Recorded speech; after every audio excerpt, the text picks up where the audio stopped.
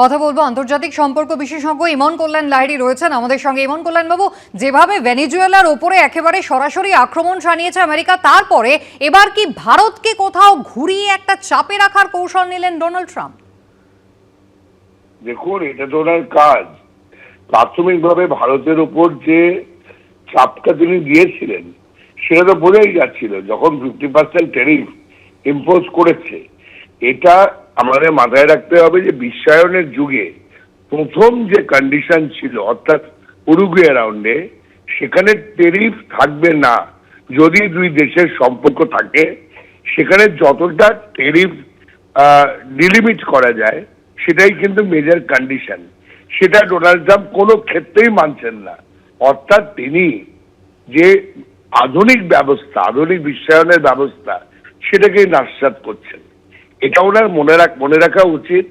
পৃথিবীর সম্পদ, পৃথিবীর যা কিছু খনিজ সম্পদ বা প্রাকৃতিক সম্পদ, সেটা ওনার ব্যক্তিগত সম্পত্তি নয়। ভারত কেন দেবে? ভারত তার জাতীয় স্বার্থ, ভারত তার রাষ্ট্রীয় স্বার্থ বজায় রাখবে, এটা স্বাভাবিক। আজ নন্দীগ্রামে শহীদ স্মরণ দিবস পালন করল তৃণমূল এবং বিজেপি। একদিকে তৃণমূলের পক্ষ থেকে মোমবাতি মিছিল, অন্যদিকে বিজেপির পক্ষ থেকেও আলাদা কর্মসূচি পালিত হয়, যেখানে উপস্থিত ছিলেন বিরোধী দলনেতা শুভেন্দু অধিকারী। তিনি যেভাবে মুখ্যমন্ত্রী মমতা বন্দ্যোপাধ্যায়কে আক্রমণ করেছেন আপনারা শুনলেন, পাল্টা শুভেন্দু অধিকারীকে আক্রমণ করেছেন তৃণমূল কংগ্রেসের মুখপাত্র রিজু দত্ত। বলছেন নন্দীগ্রামের মানুষকে বোকা বানিয়েছেন শুভেন্দু, নন্দীগ্রামের মানুষ চাইছেন শুভেন্দু অধিকারী নামক পাপের থেকে মুক্তি। আর কি বলেছেন শোনাবো। দেখুন, নন্দীগ্রামের মানুষকে বোকা বানিয়ে এক বাটপার লোডশেডিং করে এই শহীদ যারা নিজেদের আত্মবলিদান দিয়েছেন নন্দীগ্রামের মাটির জন্য, তাদের লাশের ওপর দাঁড়িয়ে এখন বিধায়ক হয়েছে, বিরোধী দলনেতা হয়েছে। নন্দীগ্রামের মানুষ 5 বছর ধরে খুব ভুগেছে, খুব কষ্টে আছে। তাদের মনের কথাটা আমি শুধু স্টেজে বলেছি। নন্দীগ্রামের মানুষ চাইছে যাতে নন্দীগ্রাম পাপ মুক্ত হয়, আর সে পাপের নাম শুভেন্দু অধিকারী। নন্দীগ্রামের মানুষ চাইছে যাতে নন্দীগ্রাম আবার স্বাধীন হয়, যেভাবে বাংলা স্বাধীন হয়েছে। আর আগামী 2026-এর যে বিধানসভা 3 মাস বাদে হবে, সেই বিধানসভায় আমি আপনাকে দায়িত্ব নিয়ে বলছি, নন্দীগ্রামের মানুষ প্রতিজ্ঞাবদ্ধ যে তারা এই বাটপারকে ছুঁড়ে ফেলে দেবে।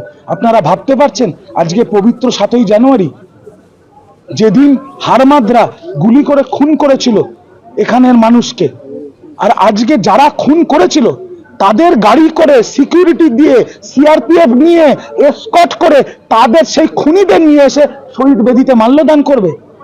এর থেকে বড় অপমান কিছু আছে শহীদদের? নন্দীগ্রামে ভূমি উচ্ছেদ প্রতিরোধ কমিটির ব্যানারে শহীদ স্মরণ সভা তৃণমূল কংগ্রেসের।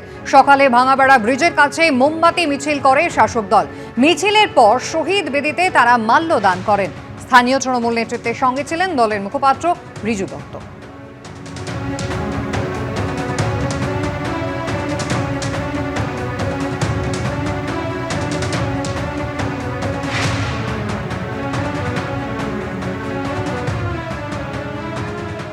2025 সালে প্রধানমন্ত্রী নরেন্দ্র মোদী মোট 5 বার এসেছেন এ রাজ্যে। আর নতুন বছর শুরুতেই ফের তিনি আসবেন পশ্চিমবঙ্গে। মমতা বন্দ্যোপাধ্যায়ের আন্দোলনের জেরে একসময় যে সিঙ্গুর থেকে কারখানা গুটিয়ে গুজরাতে গিয়েছিলেন রতন টাটা, সেই সিঙ্গুরেই 18ই জানুয়ারি প্রধানমন্ত্রী সভা করবেন। তার আগে 17ই জানুয়ারি মালদার ইংরেজ বাজারে প্রধানমন্ত্রীর সভা।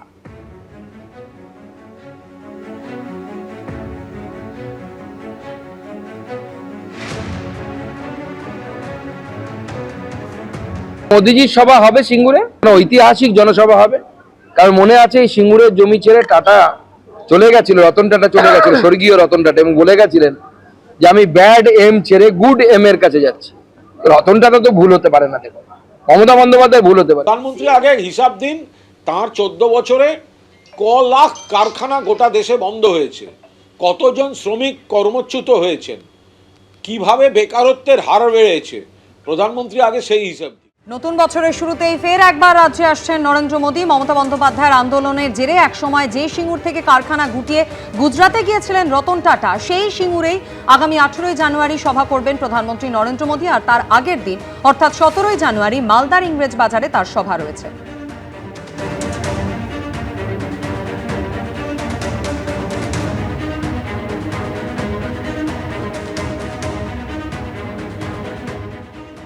যতবার ওনাকে আর অমিত শাহকে বাংলার মানুষ দেখবেন ততবার ওনাদের মনে পড়বে এই লোকগুলো আমাদের বকেয়া দেয়নি, টাকা দেয়নি, বাংলাকে অপমান করেছে, বাঙালিকে অপমান করেছে, এসআইআর এর নাম করে লাইনে দাঁড় করিয়ে রেখেছে, বাংলা ভাষা বললে বাংলাদেশে পাঠিয়েছে, অন্য রাজ্যে পিটিয়ে মেরেছে। ফলে একটা ভোটও বিজেপির কাছে আসবে না। এখন মাননীয় রাজ্য সভাপতি রাজ্যে রাজ্যে ঘুরছেন, আর বিরোধী দলের নেতা আমাদের তিনিও জেলায় জেলায় সভা করছেন। তো জানুয়ারি মাসে সমস্ত জেলাতেই কোনো না কোনো নেতা সভা করে নেবেন।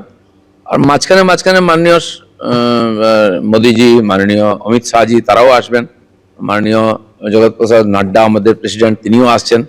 তো বিভিন্ন প্রোগ্রামে সাধারণ কর্মীদের এবং সাধারণ মানুষ পর্যন্ত পৌঁছানোর চেষ্টা এই মাসে আমরা করছি। এবিপি আনন্দ, এগিয়ে থাকে, এগিয়ে রাখে।